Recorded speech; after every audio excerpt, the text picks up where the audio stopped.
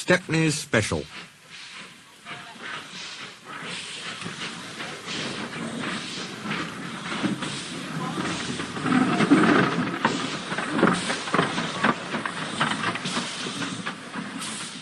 So I tried very hard, but I couldn't work properly, and they put me on a siding. I stayed there for days and days. Other engines were there too. I was afraid. I'd have been frightened too, said Edward. But then some workmen came, they mended me, and even gave me a coat of paint. I couldn't understand it till my driver came. He was very pleased. Stepney, you lucky old engine, he said, you've been saved. The Bluebell Railway has bought you. What a lovely surprise, smiled Edward. Have they saved other engines besides you, he asked. Oh, yes, answered Stepney. You'd like our Bluebell and Primrose. They're twins, he chuckled, and it's like as two peas. They only had numbers at first. Bluebell is 323 and Primrose is 27. They were very pleased when our controller gave them names. Some say he was wrong to do it. It certainly made them cocky, but they do work hard, and I think our controller was right. All engines ought to have names. Yes, agreed Edward. It's most important. That's why, Stepney continued, we've given names to our 488 and 2650. But our controller doesn't know. It's a secret. Don't tell him, will you? Of course not, smiled Edward. They're both very pleased about it, because now they feel part of the family.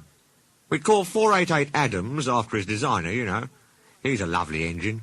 A South-Western from Devon. He can stroll away with any load he's given. Cromford, who's 2650, has been pulling trucks up high peaks in Derbyshire. He's tough as Cromford. He had to be for that job. Captain Baxter's tough too, Stepney went on. And rather rude. But he's worked in a quarry, and you know what that does to an engine's language and manners. I do indeed, said Edward gravely. He's a good sort, really, said Stepney. I like him. We both miss our work with trucks. He paused.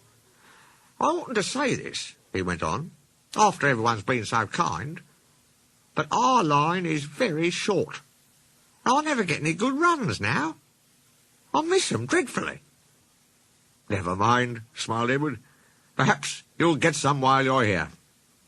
Stepney said goodbye to Edward, and then returned to the big station. There he helped Duck shunt the yard. They were soon great friends and enjoyed their afternoon together. Thomas arrived before they'd finished, and stayed till it was time for his last branch line train. But that train's tail lamps were hardly out of sight when the two engines heard a commotion at the station. Hello, said Duck. I wonder what's up. Presently the night-duty shunter came hurrying to the shed. The bell in the cabin on the branch line rang once, then 5, pause 5. That means shunt to allow following train to pass. The signalman was puzzled. He telephoned control. Oh, a special, is it? Ah, I see. Thomas and his passengers grumbled at being delayed, but there was no help for it. Soon they heard an unfamiliar puffing. Express headlamps swayed and twinkled. Then Stepney, pulling one coach, loomed in the station lights. He slowed to exchange tablets, whistled a greeting, then gathered speed into the night. Well, bust my boiler, said Thomas the tank engine. Shunted, fumed Thomas next morning. On my own branch too. It's a disgrace. I'm sorry, said Stepney. I was a special, he explained. Why? An important passenger came after you'd gone. He said he must get home and ordered a special. Duck kindly let me take it.